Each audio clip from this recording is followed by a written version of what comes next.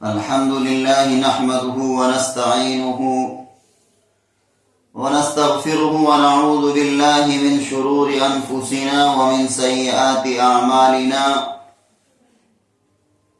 من يهده الله فلا مضل له ومن يضلله فلا هادي له ونشهد أن لا إله إلا الله وحده لا شريك له ونشهد أن سيدنا ومولانا محمدا عبده ورسوله صلى الله عليه وعلى آله وأصحابه أجمعين.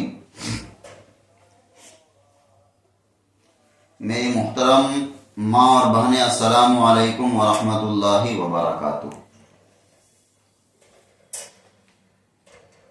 الحمدللہ دھیرے دھیرے کر کے ہم لوگ تقریباً 2 پارہ مکمل ہونے کو ہے.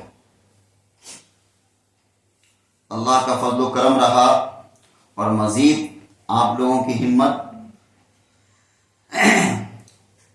200 آیت نمبر 235 تک ہم لوگ پڑھ چکے تھے. آج انشاءاللہ آیت نمبر 236 پڑھنا ہے. پچھلے کئی آیات میں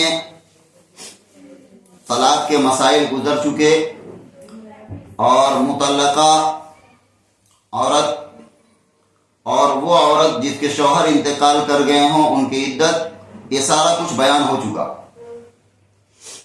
آج جہاں سے پڑھنا ہے ایک ایسی، یہ بھی طلاق کا ہی مسئلہ ہے. اس عورت کے متعلق مثال کے طور پر ایک مرد ایک عورت کی شادی ہوئی، ابھی رخصتی نہیں ہوئی تھی یا مہر طے نہیں ہوا تھا، اور ایسے حالات میں اگر طلاق ہو جائے تو کیا مسئلہ ہوگا، اس کا ذکر ہے. کیا فرمایا؟ لا جناح علیکم ان طلقتم النساء ما لم تمسوهن او تفرضوا لهن فریضہ. کوئی حرج نہیں ہے تم پر یا کوئی گناہ نہیں ہے تم پر کہ اگر تم طلاق دو ایسی عورتوں کو جن کو تم نے ہاتھ بھی نہ لگایا ہو اور نہ مقرر کیا ہو ان کا مہر کچھ بھی. وَمَتِّعُوهُنَّ عَلَى الْمُوسِعِ قَدَرُهُ وَعَلَى الْمُقْتِرِ قَدَرُهُ. ان کو کچھ خرچ دو وسعت والے اپنی حیثیت کے مطابق، اور جو تنگ دست ہیں وہ اپنی حیثیت کے مطابق. متاعًا بالمعروف، خرچ دینا ہے معروف طریقے سے. حقاً علی المحسنین، یہ لازم ہے، یہ حق ہے احسان کرنے والوں پر. کیا سمجھے اس آیت سے؟ ایک مرد ایک عورت کی شادی ہوئی تھی، مثال کے طور پر چھوٹی ہی عمر میں نکاح ہو گیا تھا. اب نوبت نہیں آئی رخصتی کی اور مہر طے نہیں ہوا تھا کہ کتنا دینا ہے، بس نکاح ہو گیا تھا. اب اگر کسی وجہ سے وہ طلاق دے رہا ہے مرد، تو کیا ہے مسئلہ؟ کیا ہوگا؟ کچھ دے دلا کر اس کو رخصت کرنا ہے. اس عورت کو ویسے ہی نہیں رخصت کر دے گا. قانون تو کچھ نہیں ہے کیونکہ مہر طے نہیں ہوا تھا، تو کچھ دے دلا کر رخصت کرنا ہے عورت کو. کہا حیثیت والے کے مطابق، اس کی حیثیت سے اعتبار سے، اور جو تنگ دست ہے جو غریب ہے اس کی اپنی حیثیت کے مطابق. اور کہا متاعًا بالمعروف، یہ تم خرچ کرو گے یہ معروف طریقے پر ہونا چاہیے، یعنی اچھے طریقے پر. ایسا نہیں ہے کہ عورت کو اس انداز میں دو جیسے تم غریب کو دے رہے ہو، بلکہ وہ عورت تمہارے ساتھ تمہارے نام کے ساتھ منسوب رہی ہے کچھ دنوں تک یا کچھ سالوں تک. یہ الگ سی بات ہے کہ رخصتی نہیں ہوئی تھی یا تم نے چھوا نہیں اس کو، پھر بھی اس کو دو. اگر طلاق دینے کی نوبت آئی تو کیسے اس کو رخصت کرو؟ کچھ دے دلا کر. اور کہا حقاً علی المحسنین، یہ حق ہے احسان کرنے والوں پر. آگے کہا وَإِن طَلَّقْتُمُوهُنَّ مِن قَبْلِ أَن تَمَسُّوهُنَّ وَقَدْ فَرَضْتُمْ لَهُنَّ فَرِيضَةً فَنِصْفُ مَا فَرَضْتُمْ إِلَّا أَن يَعْفُونَ أَوْ يَعْفُوَ الَّذِي بِيَدِهِ عُقْدَةُ النِّكَاحِ. اس دوسری آیت میں وہی مسئلہ ہے لیکن شکل الگ ہے. مثال کے طور پر پہلے آیت میں کیا تھا؟ نکاح ہو گیا تھا، رخصتی نہیں ہوئی تھی اور مہر طے نہیں ہوا تھا. اس میں کیا ہے؟ نکاح ہو گیا، رخصتی نہیں ہوئی، لیکن مہر طے ہو گیا تھا. اب اگر اس کو طلاق دے گا تو اس کو کیا دینا پڑے گا، یہ مسئلہ ہے.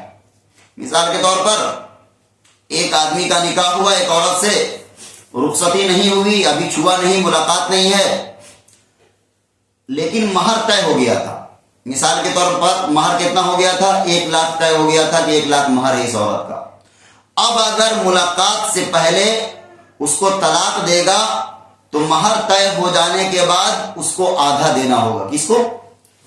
مرد کو آدھا دینا ہوگا اگر طے ہو گیا تب. اگر طے نہیں ہوا تھا تو اس کی کوئی مقدار نہیں ہے، کہا کچھ دے دلا کر اس کو رخصت کرو. ہاں لیکن اگر طے ہو گیا مہر تو کتنا دینا ہوگا؟ آدھا. اسی کو سمجھایا. کیا کہا؟ اور اگر طلاق دو تم ان کو ہاتھ لگانے سے پہلے اور ٹھہرا چکے ہیں تم ان کے لیے مہر، تو لازم ہوا آدھا اس کا جو تم مقرر کر چکے تھے، مگر یہ کہ درگزر کرے عورتیں یا درگزر کرے وہ شخص جس کے اختیار میں ہے نکاح کی گرہ. کیا مطلب؟ قانون تو کیا ہے؟ آدھا دینا ہے مرد کو، لیکن عورت ہی کہے جاؤ تمہارا کچھ نہیں لینا ہم کو، تو یہ اس کا حق ہے، وہ معاف کر دے. یا یہ کہے کہ ایسا کرو تم آدھا مت دو، کچھ کم ہی دے دو، جاؤ چھٹکارا کرو. اگر عورت معاف کر دے یا چھوڑ دے تب تو ٹھیک ہے. یا پھر مرد کیا کہا یہاں پر؟ جس کے ہاتھ میں نکاح کی گرہ ہے. نکاح کی گرہ کس کے ہاتھ میں ہے؟ مرد کے ہاتھ میں. مرد طلاق دے سکتا ہے نا. تو کہا اگر وہ معاف کر دے. کیا مطلب؟ چلو تم کو ہم طلاق دے رہے ہیں، آدھا کیوں دیں گے، پورا ہی دیتے ہیں جتنا مہر طے ہوا تھا، تب بھی کوئی دقت نہیں. لیکن قانون کتنا کا ہے؟ آدھا کا. اور کہا وَأَن تَعْفُوا أَقْرَبُ لِلتَّقْوَىٰ، اور اگر تم مرد درگزر کرو تو یہ تقوی کے زیادہ قریب ہے. کیا مطلب؟ اگر مرد درگزر کرے، مرد معاف کرے، مطلب چلو کہ آدھا کیوں دیں گے، پورا ہی دے دیتے ہیں، تو کہا یہ تقوی کے زیادہ قریب ہے، یہ زیادہ اچھا ہے. وَلَا تَنْسَوُا الْفَضْلَ بَيْنَكُمْ، اور نہ بھلا دو احسان کرنا آپس میں. ان اللہ بما تعملون بصیر، بے شک اللہ جو کچھ تم کرتے ہو خوب دیکھ رہا ہے، خوب جان رہا ہے. ان دو آیات میں دو الگ الگ مسئلے آئے ہیں طلاق کے، پھر سمجھا دیتے ہیں جلدی سے دوہرا کر. پہلا مسئلہ کیا آیا؟ اگر کوئی مرد عورت کا نکاح ہوا تھا، رخصتی نہیں ہوئی تھی، مہر طے نہیں ہوا تھا. اب اگر مرد طلاق دے رہا ہے تو کتنا دینا ہوگا؟ کوئی قانون نہیں ہے، کچھ دے دلا کر عورت کو کیا کرنا ہے؟ رخصت کر دینا. ہاں اگر مہر طے ہو گیا تھا اور کیا ہے، رخصتی نہیں ہوئی تھی، رخصتی سے مطلب ہم اشارہ کر رہے ہیں ملاقات نہیں ہوئی تھی اس مرد عورت کی، تو کتنا دینا ہوگا؟ قانون ہے آدھا دینے کا. ہاں اگر عورت معاف کر دے عورت کی بڑائی ہے، اور مرد معاف کر دے، معاف کرنے کا کیا مطلب؟ آدھا نہیں دے بلکہ پورا دے دے، تو کہا یہ زیادہ بہتر ہے، یہ تمہارے لیے تقوی کے قریب ہے. اور کہا وَلَا تَنْسَوُا الْفَضْلَ بَيْنَكُمْ، اور نہ بھلا دو احسان کرنا آپس میں. ان اللہ بما تعملون بصیر، اللہ کو خوب خبر ہے، اللہ دیکھ رہا ہے جو تم کر رہے ہو، اللہ جان رہا ہے جو تم کر رہے ہو.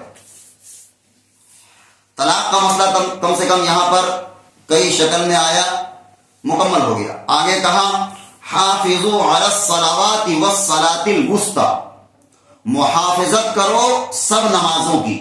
کیا کہا؟ حافظوا علی الصلوات والصلاة الوسطی، حفاظت کرو، خبردار ہو جاؤ اپنی تمام نمازوں کی، اور خاص طور پر نماز وسطی کی.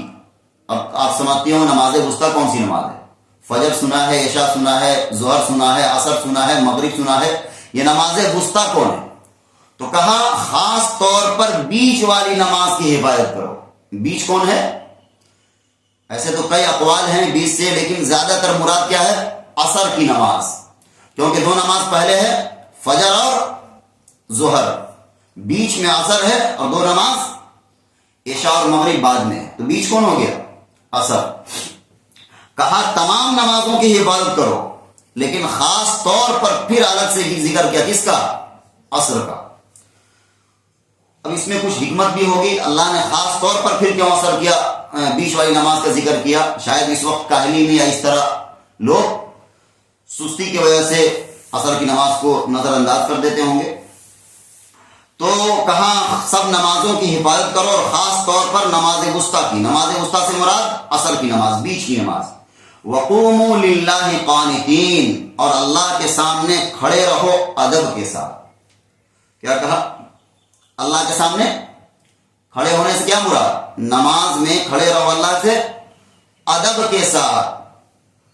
آدمی دیکھیے، دنیا کی مثال لے لیجیے، کسی سامنے بڑے عہدے والے کے سامنے، کسی S P D S P کے سامنے، یا اور بھی اوپر لے لیجیے، بادشاہ کے سامنے کھڑا ہوتا ہے تو کیسے کھڑا ہوتا ہے؟ بدتمیز جیسا کھڑا ہوتا ہے، یا تمیز سے کھڑا ہوتا ہے، کچھ بولتا نہیں ہے، بہترین کپڑا پہن کر کھڑا ہوتا ہے، اور ادب کے ساتھ۔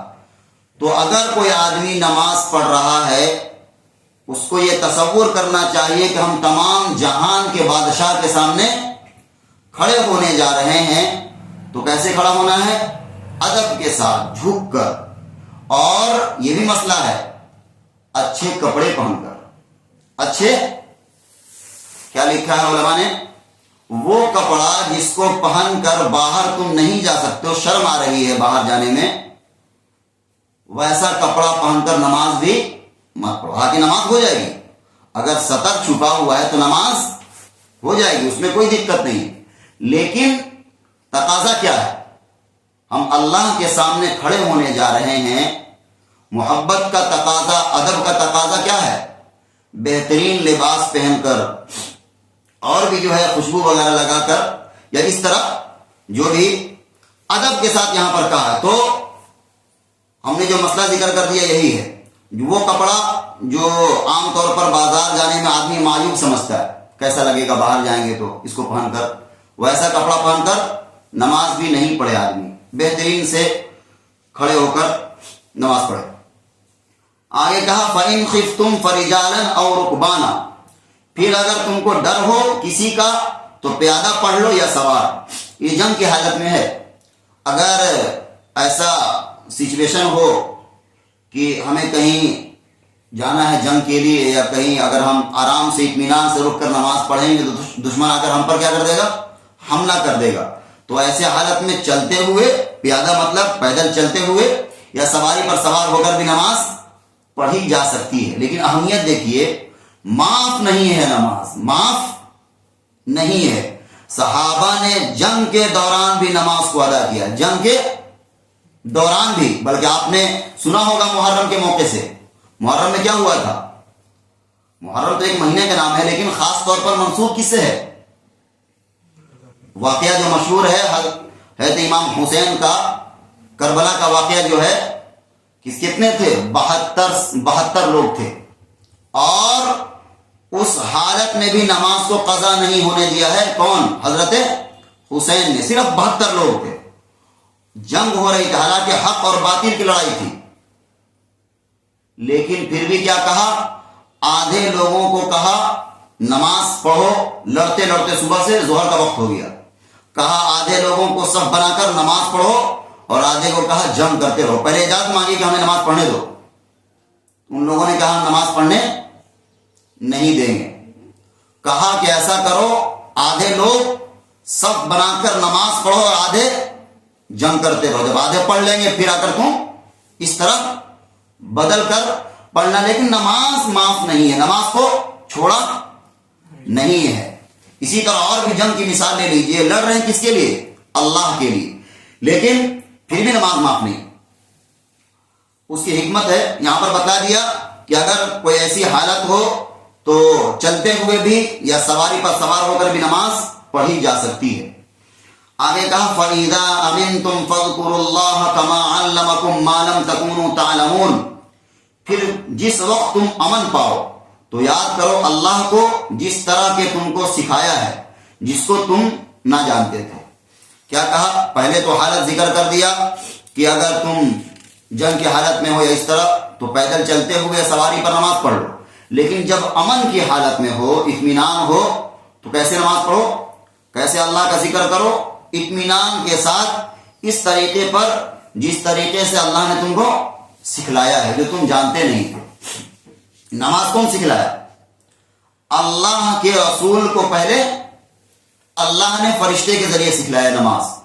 حدیث میں آتا ہے کہ 2 دفعہ نماز حضرت جبرائیل نے پڑھ کر بتلایا ہے حضور کو، ایک دفعہ پہلے وقت میں، ایک دفعہ آخر وقت میں، اور کہا یہی نماز کا وقت ہے۔ تو اللہ نے سکھلایا کس کو؟ آپ صلی اللہ علیہ وسلم کو، اور آپ صلی اللہ علیہ وسلم نے سکھلایا امت کو۔ حضور کی حدیث ہے، صلو کما رأیتمونی اصلی، تم نماز پڑھو جیسے مجھے نماز پڑھتے ہوئے دیکھتے ہو۔ نماز پڑھو، اللہ کے رسول کی کیا حدیث ہے؟ تم نماز پڑھو جیسے تم مجھے نماز پڑھتے ہوئے دیکھتے ہو۔ ایک دفعہ کا واقعہ ہے کہ عصر کی نماز پڑھ کر آپ مسجد میں تھے، ایک آدمی آئے اور نماز پڑھا اور نکلنے لگے۔ اللہ کے رسول نے ان کو بلایا اور کہا نماز پڑھو، تم نماز نہیں پڑھے۔ وہ آدمی پھر آیا، پھر نماز پڑھا، پھر نکلنے لگا۔ اللہ کے رسول نے کیا کہا؟ اللہ کے بندے نماز پڑھو، تم نے نماز نہیں پڑھا۔ وہ آدمی پھر تیسری دفعہ پڑھا، اور پھر اللہ کے رسول نے بلا کر کہا نماز پڑھو، تم نے نماز نہیں پڑھا۔ وہ آدمی تعجب سے کہنے لگا اللہ کا رسول، ابھی تو ہم آپ کے سامنے نماز پڑھ رہے ہیں۔ کہا نماز پڑھو اچھے سے، صرف چونچ مار لینا کا نماز نہیں ہے، جس طرح مرغی چونچ مارتی ہے دانے پر، بس جلدی جلدی سجدہ کیا، جلدی جلدی اٹھ گئے، یہ نہیں ہے، بلکہ اطمینان سے نماز پڑھنے کا۔ کیسے اطمینان سے نماز پڑھنے کا مطلب ہر رکن اطمینان سے ٹھہر ٹھہر کر ادا کرنا ہے۔ رکوع میں گئے ہیں تو اطمینان سے رکوع کرنا ہے، ایسا نہیں کبھی رکوع میں جا ہی رہے تھے کہ ادھر سے واپس آ گئے۔ سجدہ کیا تو اطمینان سے کرنا ہے، سجدہ سے اٹھے تو اطمینان سے بیٹھ جانا ہے، پھر دوبارہ سجدہ کرنا ہے۔ یہ ہے نماز کا طریقہ۔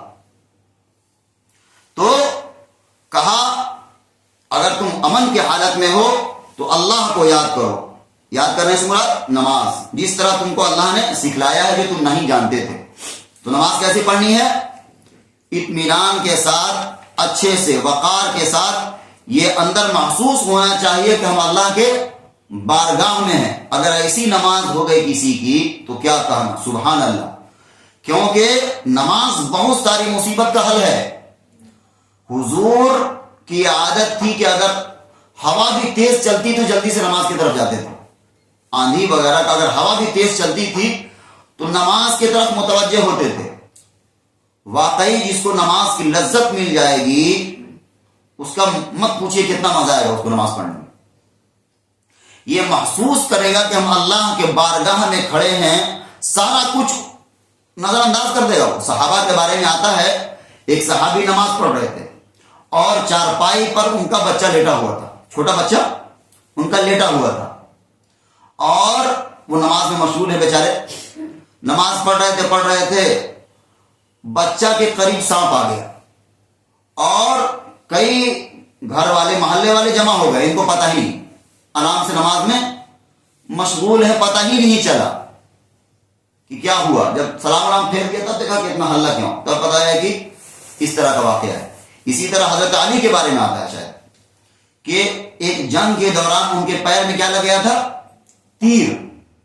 اور تیر کا آپ دیکھے ہوں گے اس کا ڈیزائن ایسا رہتا ہے کہ گھستا ہے ایسے نوکیلا کی طرف سے، اور پیچھے سے ایسے کھینچنے میں کیا ہوتا ہے، وہ عجیب شکل سے بنا رہتا ہے اس کا، تو وہ نکالنے میں تکلیف ہو رہی تھی۔ تو کیا کہا، رک جاؤ، ہم کو نماز پڑھنے دو۔ نماز میں مشغول ہو گئے اور دوسرے ساتھی کو کہا کہ اب نماز میں رہے تو کھینچ لینا، کھینچ لیا، پتہ بھی نہیں چلا ان کو۔ اس طرح نماز تھی۔ اور قرآن میں کل ہی ہم نے پڑھا ہے، کل یا پرسوں، 21ویں پارے کی پہلی آیت ہے، اتل ما اوحی الیک من الکتاب واقم الصلاۃ ان الصلاۃ تنہی عن الفحشاء والمنکر۔ نماز جو ہے بے حیائی اور منکر باتوں سے روکنے والی ہے۔ اگر ہم غلط کام کر رہے ہیں اور نماز بھی پڑھ رہے ہیں، کسی کو دھوکہ بھی دے رہے ہیں اور وعدہ خلافی بھی کر رہے ہیں، تو ہمیں اپنی نماز کو کیا کرنا ہوگا، درست کرنا ہوگا۔ نماز کے بارے میں آتا ہے نماز بے حیائی اور بری باتوں سے روکتی ہے۔ اگر آپ کو نہیں روک رہی تو نماز درست نہیں ہے۔ نماز کو کیا کیجئے، صحیح کیجئے اور بار بار سیکھیے، اچھے سے پڑھیے، یہ طریقہ ہے۔ بلکہ حدیث میں آتا ہے الصلاۃ معراج المؤمنین، نماز کیا ہے؟ مومنوں کی معراج ہے۔ معراج سمجھتے ہیں؟ جس طرح اللہ کے رسول معراج میں گئے اور وہاں پر جنت اور دوزخ کا سیر کیا، اگر کوئی آدمی اس کیفیت سے نماز پڑھے، واقعی جس طرح نماز پڑھنا چاہیے، تو کیا کہا؟ مومنوں کے لیے کیا ہے نماز؟ معراج کی حیثیت ہے۔ تو نماز کو درست پڑھنا چاہیے، دل لگا کر پڑھنا چاہیے، سکون سے پڑھنا چاہیے، ایک ایک رکن کو اچھے سے ادا کرنا چاہیے، یہ طریقہ ہے۔ آگے پڑھتے ہیں۔ آگے کہا والذین یتوفون منکم ویذرون ازواجا، اور جو لوگ تم میں سے وفات دے دیے جائے، مر جائے۔ پہلے ہم بتا دیں اس کے بارے میں، تب ترجمہ کر دیں گے جلدی سے۔ یہ آیت منسوخ ہو گئی ہے، منسوخ سمجھتے ہیں، ہم بتا چکے ہیں۔ جس آیت کا حکم آ کر دوسری آیت ختم کر دیتی ہے وہ آیت کیا کہلاتی ہے؟ منسوخ۔ یہ حکم کیا ہو گیا ہے؟ ختم ہو گیا ہے۔ جب وراثت کا حکم آ گیا سورہ نساء میں، تو آیت کا حکم ختم ہو گیا ہے۔ اس آیت میں کیا کہا گیا کہ اگر کوئی آدمی مر جائے اور اپنی بیوی چھوڑا ہو، تو اس بیوی کو فوراً نہیں نکال دو عدت کے بعد، بلکہ 1 سال تک نان نفقہ خرچہ وغیرہ دیا جائے گا۔ بات سمجھ میں آئی؟ نہیں۔ مثال کے طور پر ایک مرد کی 2 یا 3 4 بیوی ہے، اب ایک بیوی سے بچے ہیں، اس کو بیٹا ہے بیٹی ہے، اب تو باپ کے انتقال کے بعد بچے اپنی جو حقیقی ماں اس کی قدر کریں گے، خدمت کریں گے، لیکن جو اور ہے 1 اور 2، اس کو کیا کہے گا؟ سر جس سے تمہاری شادی ہو گئی تھی وہ تو مر گیا، تم یہاں سے نکلو۔ تو کہا پہلے شروعاتی دور میں منع کر دیا تھا کہ کم سے کم اس کو 1 سال تک نان نفقہ خرچہ وغیرہ دو، اس کے بعد پھر اس کی کہیں شادی ہو جاتی اپنا چلی جائے گی۔ لیکن یہ حکم کیا ہو گیا ہے؟ منسوخ۔ بعد میں عورتوں کا کیا ہو گیا ہے؟ وراثت میں حصہ مل گیا، اس وجہ سے یہ آیت کیا ہو گئی؟ ختم۔ وراثت میں سورہ نساء میں آ جائے گا، عورت جو اس طرح ہے اس کو کتنا حصہ ملے گا، کیا ہے، وغیرہ وغیرہ۔ تو آیت منسوخ ہے۔ ترجمہ کر لیتے ہیں جلدی سے۔ کہا والذین یتوفون منکم ویذرون ازواجا، اور جو لوگ تم میں سے وفات دے دیے جائیں اور چھوڑ جائیں اپنی عورتیں، وصیۃ لازواجہم متاعا الی الحول غیر اخراج، تو وصیت کر دیں اپنی عورتوں کے واسطے خرچ دینا 1 برس تک بغیر نکالنے گھر کے۔ فَإِنْ خَرَجْنَ فَلَا جُنَاحَ عَلَيْكُمْ فِي مَا فَعَلْنَ فِي أَنفُسِهِنَّ مِن مَّعْرُوفٍ، پھر اگر وہ عورتیں اپنے آپ نکل جائیں تو کچھ گناہ نہیں تم پر اس میں کہ وہ کریں وہ عورتیں اپنے حق میں بھلی بات۔ واللہ عزیز حکیم، اور اللہ زبردست حکمت والا ہے۔ بات سمجھ میں آ گئی؟ اگر نکالنا نہیں تھا، 1 سال تک ان کو خرچہ ورچہ دینا تھا، اگر اس سے پہلے خود ہی نکل جائیں اپنی شادی وغیرہ کر لیں یا کہیں، تو تم پر کوئی گناہ نہیں۔ آگے کہا وَلِلْمُطَلَّقَاتِ مَتَاعٌ بِالْمَعْرُوفِ حَقًّا عَلَى الْمُتَّقِينَ، اور طلاق دی ہوئی عورتوں کے واسطے خرچ دینا ہے قاعدہ کے موافق، لازم ہے پرہیزگاروں پر۔ کب تک دینا ہے؟ طلاق دی ہوئی عورتوں کو خرچ دینا ہے کب تک؟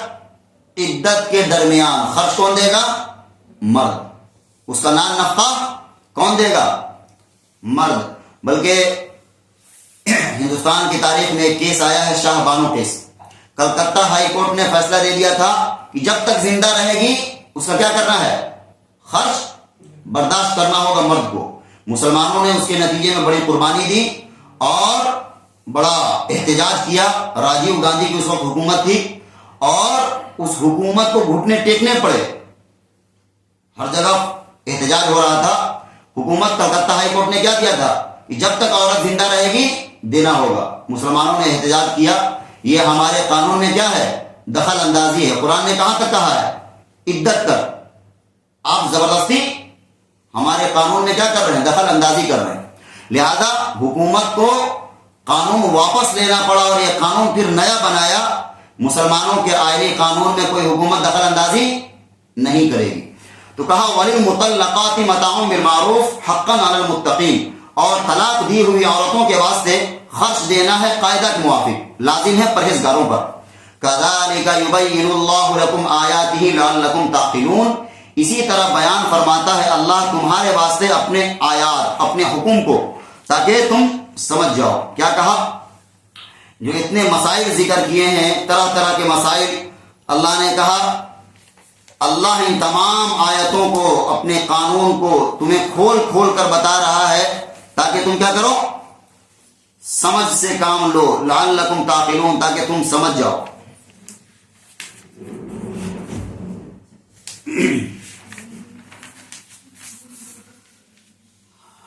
آگے کہا الم تر الی الذین خرجوا، اب آگے واقعات آ رہا ہے بنی اسرائیل کا،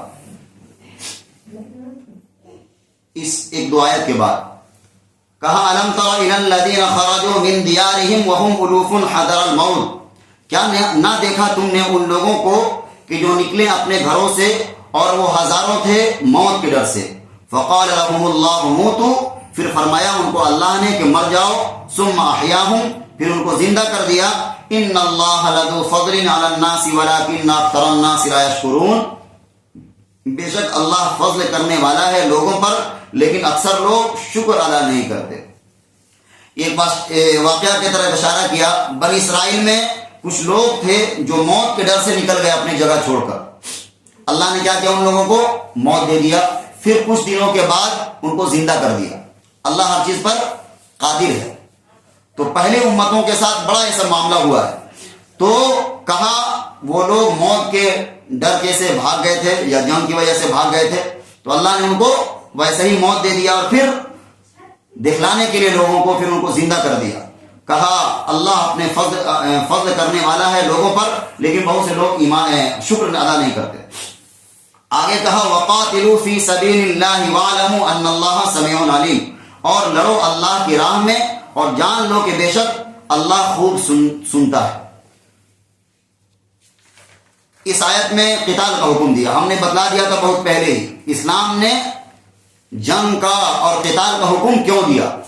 جب لوگ مارے جا رہے تھے صحابہ، ان کو گھروں سے نکالا گیا اور ان پر ظلم کے پہاڑ توڑے گئے، تب جا کر حکم کیا آیا؟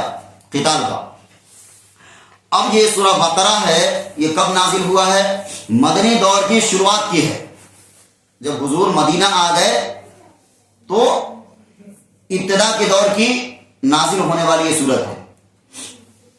سب سے پہلے مدینہ آنے کے بعد دوسرے سال میں کون سا غزوہ ہوا ہے؟ جنگ بدر، اسلام کی بہت بڑی جنگ ہے جنگ بدر۔ تو اسی کا ایک طرح کا یوں کہہ لیجیے کہ مائنڈ سیٹ کیا جا رہا ہے یا اس طرح کچھ اور۔ تو پہلے کہا حکم دیا لڑو اللہ کی راہ میں، آگے کہا من ذا الذی یقرض اللہ قرضا حسنا فیضاعفہ لہ اضعافا کثیرا، کون شخص ایسا ہے جو قرض دے اللہ کو اچھا قرض پھر دوگنا کر دے اللہ اس کو کئی گنا، واللہ یقبض ویبسط، اور اللہ ہی تنگی دیتا ہے اور وہی کشائش کرتا ہے، وَإِلَيْهِ تُرْجَعُونَ، اور اسی کی طرف تم لوٹائے جاؤ گے۔ اللہ کے راستے میں خرچ کرنے کی فضیلت بتائیے، کیا کہا؟ اللہ کے راستے میں، اللہ کے دین کی بقا کے لیے، اللہ کے دین کی سلامتی کے لیے خرچ کرنا کیسے ہے؟ جیسے تم اللہ کو قرض دے رہے ہو۔ کوئی آدمی کو قرض دیا ہے تو امید ہے کہ مل جائے گا، زیادہ تر امید ہے، لیکن اللہ کو قرض دیا تو کیا وہ ڈوبے گا؟ نہیں، بلکہ اللہ اس سے کہیں زیادہ دگنا کر کے اور کئی گنا زیادہ بنا کر اس کو لوٹائے گا۔ کہا کیا شاندار مثال دیا۔ اس آیت کے بعد بہت سے کفار نے مذاق بھی اڑایا، کیا مسلمانوں کا خدا کیسے ہے جو قرض مانگتا ہے، نعوذ باللہ۔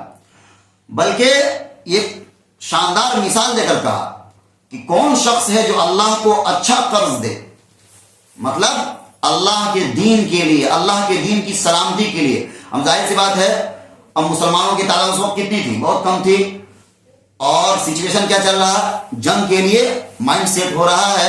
غزوہ بدر میں مسلمانوں کے حالات بہت یہ تھا نازک، تو کہا کون ہے جو اللہ کو قرض دے؟ قرض دینے سے مراد اللہ کے دین کے لیے، اللہ کے دین کی بقا کے لیے جو خرچ کرے گا، اس کی مثال کیسی ہے؟ جیسے اس نے اللہ کو قرض دیا۔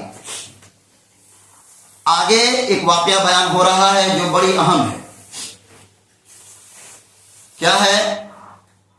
بنی اسرائیل ہم بتا چکے ہیں۔ بنی اسرائیل کون لوگ تھے؟ امت سابقہ، جو ہم سے پہلے لوگ مسلمان تھے وہ کیا کہلاتے ہیں؟ بنی اسرائیل۔ یہ لوگ کن کی امت تھے؟ موسیٰ علیہ السلام کی۔ ایسے تو بہت سارے نبی آئے، بلکہ ہم نے کئی دفعہ بتلایا آپ کو کہ ابراہیم علیہ السلام کی 2 نسل، ایک سے اسماعیل علیہ السلام جا کر کہاں آباد ہو گئے؟ مکہ میں، اور دوسرے نسل اسحاق علیہ السلام، اسحاق کے بعد یعقوب علیہ السلام، اور وہاں سے مسلسل نبیوں کا سلسلہ چلا ہے کہاں تک؟ عیسیٰ علیہ السلام تک۔ تو بڑے نبی کون آئے ہیں ان میں؟ موسیٰ علیہ السلام۔ یعقوب علیہ السلام کی اولاد کو بنی اسرائیل کہا جاتا ہے۔ تو ان کا واقعہ کیا ہے؟ ان کے لیے غزوہ بدر جیسا ہے، جس طرح مسلمانوں کے لیے غزوہ بدر ہے، بالکل پہلی جنگ ان کے لیے وہی ہے۔ ہم بتلا دیتے ہیں پہلے واقعہ، تب ترجمہ کر دیں گے، بات جلدی سمجھ میں آئے گی۔ موسیٰ علیہ السلام ان کو لے کر نکلے ہیں کہاں سے؟ مصر سے لے کر نکلے ہیں فرعون کے ظلم و ستم سے۔ یہ لوگ جا کر نکلے ہیں جب مصر سے، دریا نیل پار کر گیا، فرعون ڈوب گیا، تب اللہ نے ان کو حکم دیا تھا جاؤ لڑو۔ ان کی جو زمین ہے فلسطین، آج بھی وہ لوگ کیا کہتے ہیں؟ ہماری زمین ہے، اور اس کے لیے بڑا واویلا مچا ہوا ہے، جنگ لڑائی، یہ دیکھ رہے ہیں آپ۔ تو موسیٰ علیہ السلام نے ان کو کہا کہ اللہ نے حکم دیا جاؤ لڑو۔ ان لوگوں نے کیا کہا؟ ہم نہیں لڑیں گے۔ فَاذْهَبْ أَنْتَ وَرَبُّكَ فَقَاتِلَا إِنَّا هَاهُنَا قَاعِدُونَ، جائیے آپ اور آپ کا رب لڑے، ہم تو یہیں بیٹھیں گے۔ اللہ نے ان کے ساتھ کیا کیا؟ 40 سال تک وہیں تک پھراتے رہا میدان میں، میدان تیہ میں۔ موسیٰ علیہ السلام کا بھی انتقال ہو گیا، ان کے بھائی ہارون علیہ السلام کا بھی انتقال ہو گیا۔ اس کے بعد پھر ایک نبی گزرے ہیں شمویل علیہ السلام، ان کی ماتحتی میں ان لوگوں نے لڑا ہے۔ وہاں جو حکومت تھی کافروں کی، اس سے جیت کر یہ لوگ کہاں آ کر بس گئے؟ فلسطین کے علاقے میں۔ لیکن وہاں پر ان کو حکم تھا اچھے سے جانا اور ایک حکومت مضبوط بنانا، لیکن یہ لوگ کیا کیے؟ 12 قبیلے کے لوگ تھے، الگ الگ قبیلے میں بٹ گئے اور آپس میں بھی لڑائیاں کرنے لگے۔ تو پھر 300 سال بعد، کتنے بعد؟ 300 سال بعد ایک اور حکومت جو قریب کی جو کافروں کو حکومت تھی، ان کو کیا کیا؟ تخت و تاراج کر دیا، ان کو مار دیا، بھگا دیا۔ پہلے بھی ان کو مارتے رہے، بھگاتے رہے وہ لوگ۔ تو 300 سال بعد پھر ان لوگوں نے کہا اپنے نبی سے، کیا کہا؟ کہ آپ دعا کیجئے اللہ سے، اللہ ہمیں جنگ کرنے کی اجازت دے دے، جنگ ہم پر کیا کر دے؟ فرض کر دے۔ تو اس وقت یہ نبی نے کہا تم تو مانگ تو رہے ہو جنگ، لیکن اگر اللہ حکم دے دے جنگ کا اور پھر تم نہ کرو تو کیا ہوگے؟ مجرم کہلاؤگے۔ ان لوگوں نے کہا نہیں، ہم جنگ کریں گے، اللہ سے کہیے، کیونکہ ان کافروں نے ہمارے گھروں کو اجاڑ دیا ہے، ہمیں نکال دیا ہے گھروں سے، ہمارے بچوں کو اغوا کر لیا ہے، بیویوں کو اٹھا لیا ہے، لہذا ہم جنگ کریں گے۔ تو جو اس وقت کے نبی تھے، یہ واقعہ بڑی مشہور ہے، یہ آپ کو عیسائیوں کے پاس بھی کتابیں مل جائے گی، یہودیوں کے پاس بھی یہ واقعات ان کی کتابوں میں مل جائے گا۔ تو یہ زمانہ کب ہے جو واقعہ بیان ہو رہا؟ داؤد علیہ السلام۔ کن کا زمانہ ہے؟ داؤد علیہ السلام کا زمانہ کب ہے؟ عیسیٰ علیہ السلام سے 1000 سال پہلے، موسیٰ علیہ السلام سے 350-400 سال بعد، عیسیٰ علیہ السلام سے 1000 سال پہلے، جس کو آپ قبل مسیح کہتے ہیں اردو میں، اور انگلش میں کیا کہتے ہیں؟ BC، پہلے۔ تو داؤد علیہ السلام کا زمانہ ہے۔ اس وقت داؤد علیہ السلام نبی نہیں بنائے گئے تھے، نبی نہیں بنائے گئے تھے۔ تو ان کی قوم نے کیا کہا؟ ہم لڑیں گے۔ اس وقت کی جو نبی تھے انہوں نے دعا کر دی۔ اس کے بعد ایک شخص تھے طالوت، ان کا کیا نام تھا؟ طالوت۔ ان کو سپہ سالار کمانڈر بنا کر بھیجا ہے ان لوگوں کو ساتھ میں لڑنے کے لیے۔ ان لوگوں نے پہلے تو اللہ نے حکم دیا تھا کہ جاؤ، لیکن ایک دریا ہے، دریا اردن، آج بھی وہ ندی ہے جورڈن میں، اردن، دریا اردن کے نام سے مشہور ہے، پانی مت پینا۔ ان لوگوں نے کیا کیا؟ پہلے پانی پی لیا، بہت کم سے لوگ تھے جو پانی نہیں پیے تھے، ایک طرح کا امتحان تھا اس میں۔ اس کے بعد پھر جب سامنے آیا لشکر، جو دشمن کا لشکر تھا، اس کا کیا نام تھا؟ سردار جالوت۔ کیا نام تھا اس کا؟ جالوت۔ اور جو مسلمانوں کا سردار تھا اس کا کیا نام تھا؟ طالوت۔ یہ بڑا اہم واقعہ ہے، بنی اسرائیل سمجھتے ہیں یہودیوں کی تاریخ میں، یہودی ہم کہہ رہے ہیں اس وقت مسلمان وہی تھے، یہ واقعہ بڑی اہم ہے، کیونکہ اس کے بعد ہی ان لوگوں کو کیا ملا ہے؟ حکومت ملی ہے اس واقعہ کے بعد، اور ان کا مضبوط دور شروع ہو گیا ہے۔ اس لہذا ابھی بھی جو یہودی ہیں وہ داؤد علیہ السلام کو بڑا رہنما مانتے ہیں، حالانکہ بڑے نبی کون ہیں؟ موسیٰ علیہ السلام، لیکن داؤد علیہ السلام نے امپائر کام کیا تھا، اس لیے بلکہ اسرائیل میں ایک سٹی ہے، سٹی آف ڈیوڈ کے نام سے، تو بڑا اہمیت ہے یہ واقعہ تھا، اس لیے ہم تفصیل سے بتا رہے ہیں، پھر ترجمہ کر دیں گے۔ تو جب مسلمانوں کا لشکر آیا سامنے، اور جو کافروں کا لشکر تھا اس کا سردار تھا جالوت، وہ بڑا ہیکل تھا اور بڑا زبردست تھا۔ ان لوگوں کے جو پانی پی لیے تھے ان کی ہوا نکل گئی، کیا کہا؟ آج کے دن کون میں سے لڑے گا؟ اتنا طاقتور آدمی ہے اور اس کے پاس زبردست فوج ہے، کون لڑے گا؟ لیکن جو لوگ پانی نہیں پیے تھے، جو صحیح میں مسلمان تھے، ان لوگوں نے کیا کہا؟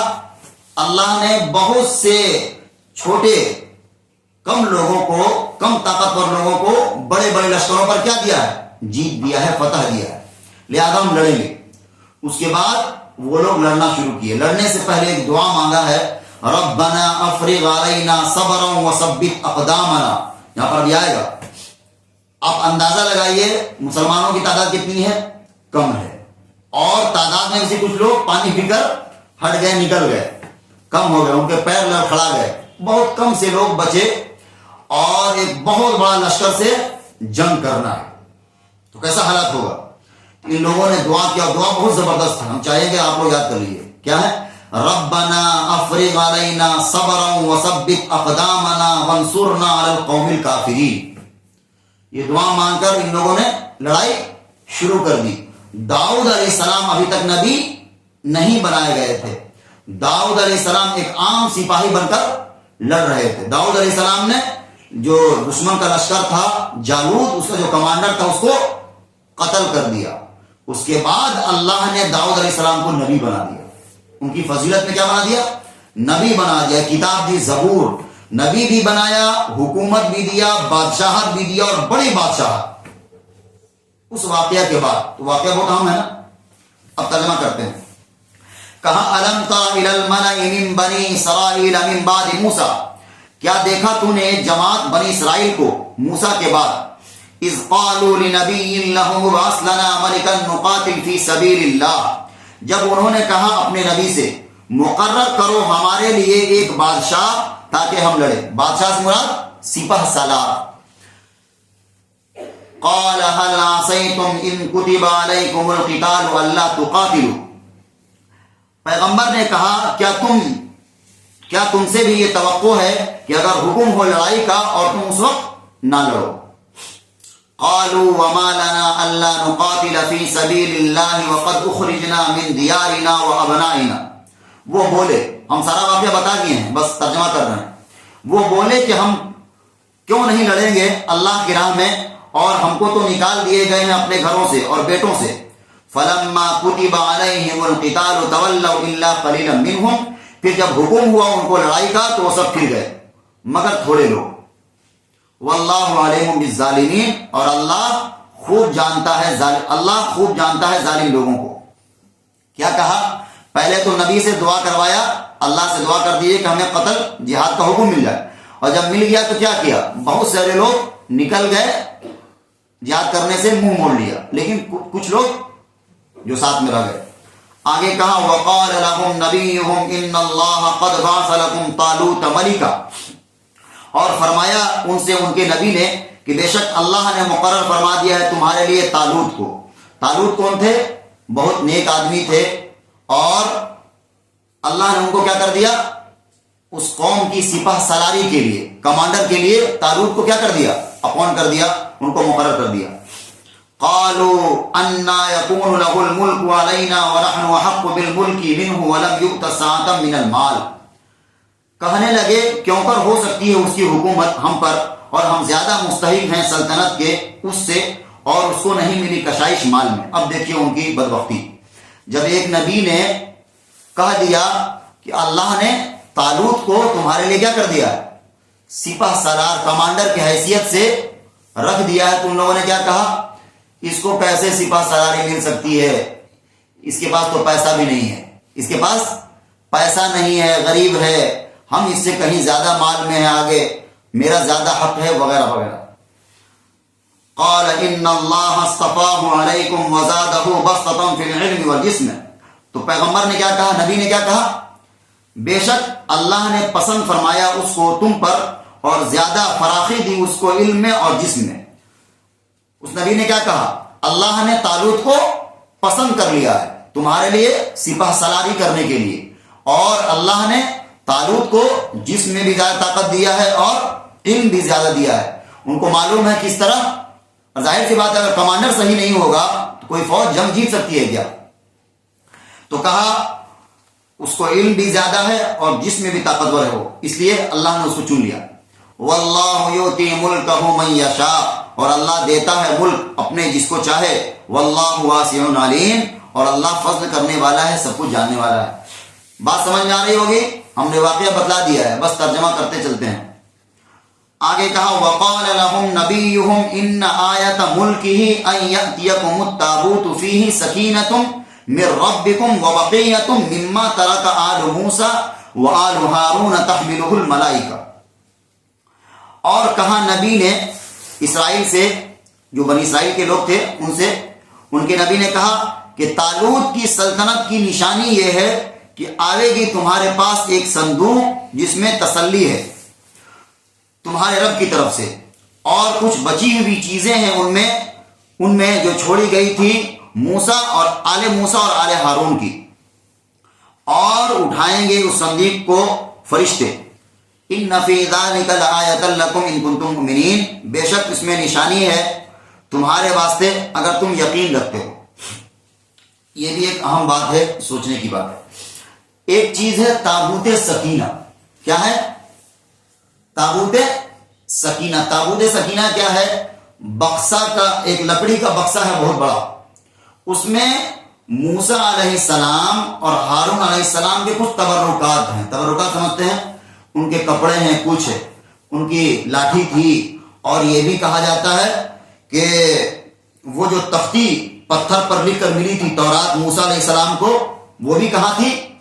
تابوت سکینہ میں۔ یہ تابوت سکینہ بڑی مشہور چیز ہے، آپ شاید نہیں سنے ہو۔ تابوت سکینہ کے پیچھے لگا ہوا ہے اسرائیل کا خفیہ ایجنسی موساد جو ہے، وہ لوگ پتہ لگا لیے ہیں کہ شاید جو بیت المقدس ہے اس کے تہخانے میں رکھا ہوا ہے، ان کا کہنا ہے۔ اب کہاں ہے اللہ جانتا ہے، لیکن تابوت سکینہ ان کے لیے بڑی اہمیت ہے، بڑی اہمیت۔ جس طرح ہمارے لیے کعبہ ہے، کعبہ کو دیکھ کر کیا ملتا ہے؟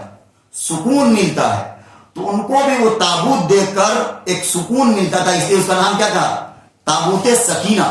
وہ اس بکسا کو آگے رکھ کر جب بھی جنگ لڑتے تھے جیت جاتے تھے، تو بڑی اہمیت تھی اس بکسا کا۔ ظاہر سی بات ہے موسیٰ علیہ السلام کا، اور اتنی تبرکات چیزیں ان میں تھی۔ اب اگر کوئی چیز جس میں ہمارے حضور کا کپڑا وغیرہ ہو تو کتنا ہمارے لیے اہمیت کا حامل ہوگا۔ تو وہ تابوت سکینہ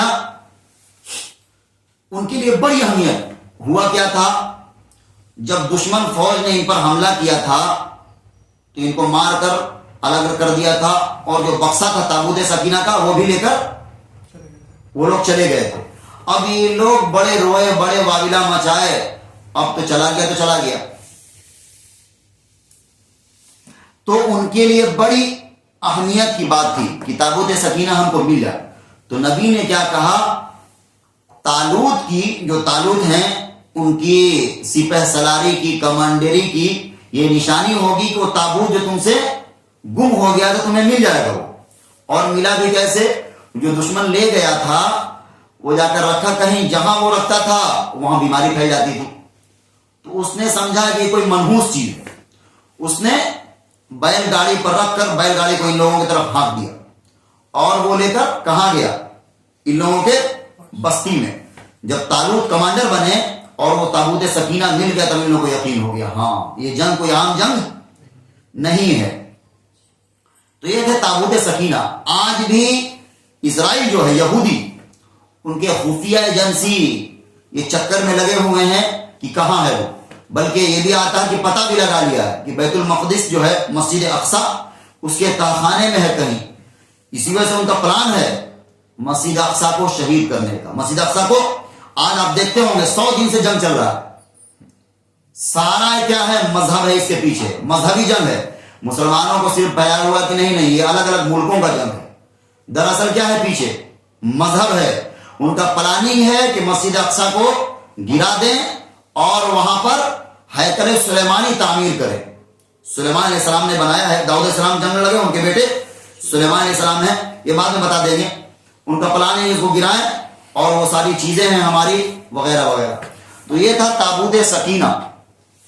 تو کیا کہا پیغمبر نے, طالوت کی کمانڈری کی نشانی یہ ہوگی کہ تابوت سکینہ تم کو دوبارہ مل جائے گا. آج ہم چاہ رہے تھے کہ پورا ترجمہ کر دیتے, بلکہ کر ہی دیتے ہیں 2 منٹ میں. واقعہ تو پتہ ہی ہو گیا, یہ دوسرا پارہ ختم ہو جائے گا, ورنہ 2-4 آیت کے لیے پھر رہ جائے گا. تو پیغمبر نے کیا کہا, وہ تابوت سکینہ تم کو مل جائے گا. یہ نشانی کس کی ہوگی, طالوت کی کمانڈری کی, کہ واقعی یہ اللہ کی طرف سے. آگے کہا فلما فصل طالوت بالجنود قال ان اللہ مبتلیکم بنہر. پھر جب باہر نکلا طالوت فوجیں لے کر, کہا بے شک اللہ تمہاری آزمائش کرتا ہے ایک نہر سے. فمن شرب منہ فلیس منی. سو جس نے پانی پیا اس نہر کا وہ میرا نہیں ہے. پانی پینے کے لیے منع کر دیا تھا. نہر اردن آج بھی ہے, وہ بہہ رہا ہے. ومن لم يطعمه فانه مني الا من اغترف غرفة بيدي. اور جس نے اس کو نہ چکھا تو بے شک میرا ہے, مگر جو کوئی بھرے ایک چلو اپنے ہاتھ سے. کہا اگر تھوڑا موڑا ایک چلو بھر پی لے تو کوئی حرج نہیں, کوئی پانی پیٹ بھر کر نہیں پیے گا. فشربوا منه الا قليلا منهم. پھر پی لیا سب نے اس کا پانی مگر تھوڑے لوگ نہیں پیے, سب لوگ پانی پیٹ بھر کر پی لیے. منع کیا تھا, بات نہیں مانا. فلما جاوزه هو والذين آمنوا معه.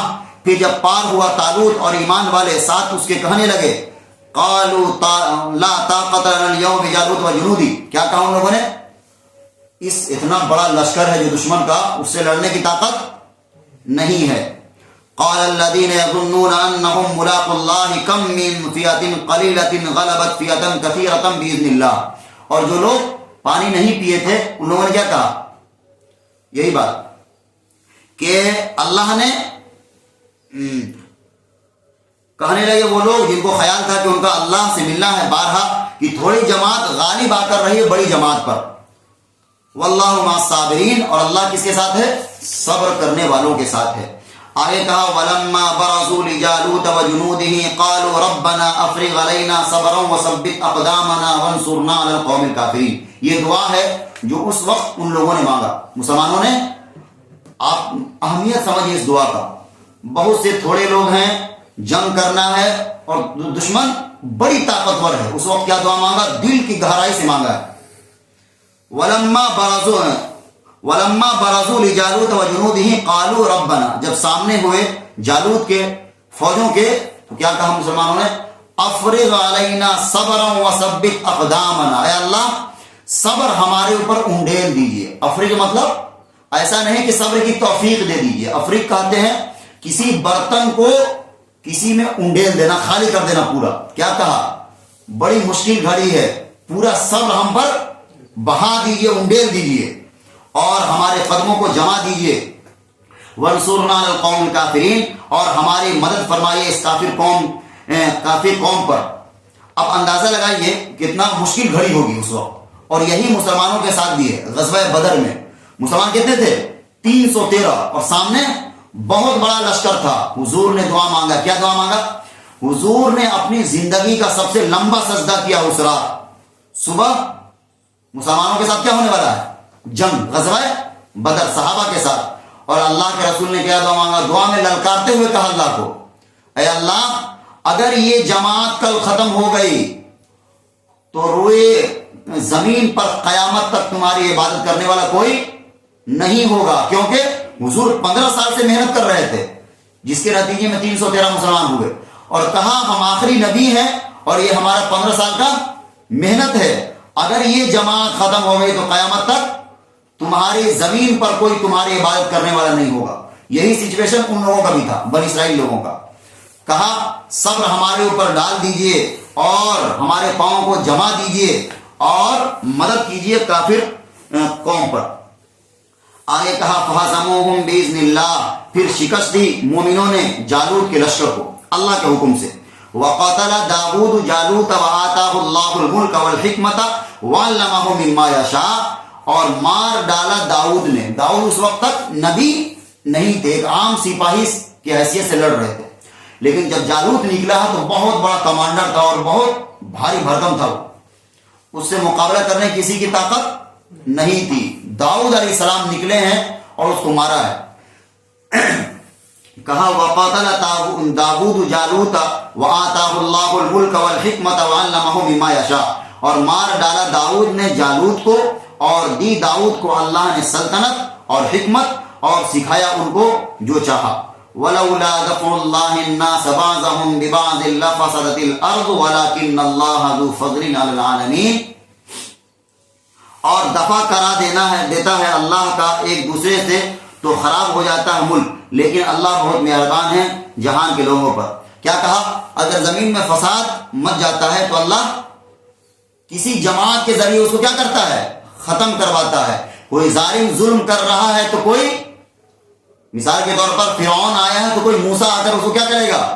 ختم کرے گا. اسی لیے کہا اس آیت میں اگر کوئی فساد مچاتا ہے زمین میں تو اللہ ایک دوسری جماعت کے ذریعے کیا کرتا ہے؟ اس کو ہٹا دیتا ہے. وَلَكِنَّ اللَّهَ ذُو فَضْلٍ عَلَى الْعَالَمِينَ، اور اللہ کیا ہے؟ بڑا مہربان ہے جہان والوں پر. یہ آپ کا دوسرا پارہ کیا ہو گیا؟ مکمل ہو گیا. الحمدللہ 2 پارہ مکمل ہو گیا. پہلا پارہ بھی لگتا ہے یہی ہوا تھا، خورشید بھائی کیا ختم. دوسرا پارہ بھی ہو گیا تو انشاءاللہ اگلے ہفتہ سے تیسرا پارہ پڑھیں گے. لیکن ایک مسئلہ ہے، اگلے اتوار کو ابھی تو کسی کے یہاں پروگرام ہونے کا بات نہیں آئی ہے،